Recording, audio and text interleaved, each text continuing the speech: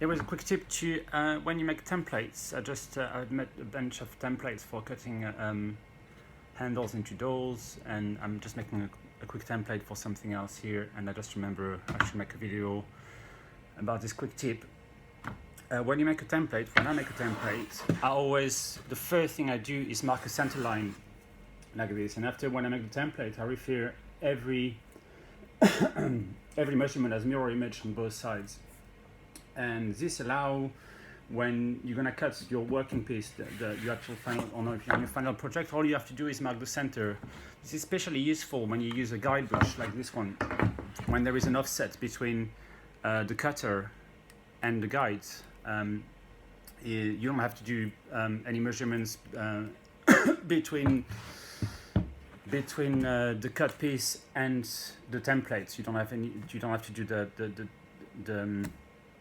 the math between, or the measurements between of the offset, if you like. But this is also true with even if you use a guided cutter like this. It's just a lot easier when you cut when you want to cut your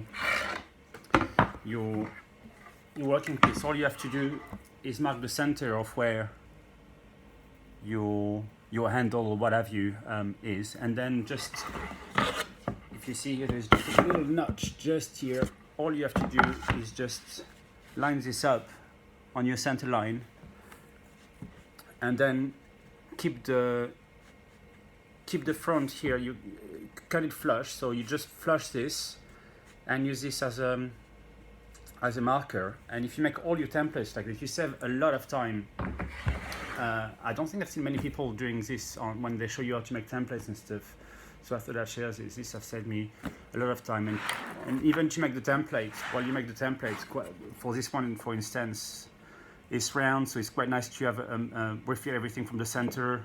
Later on, when I'm going to cut different parts of it, having the center line to refer from and the center point here is just a lot easier to work with.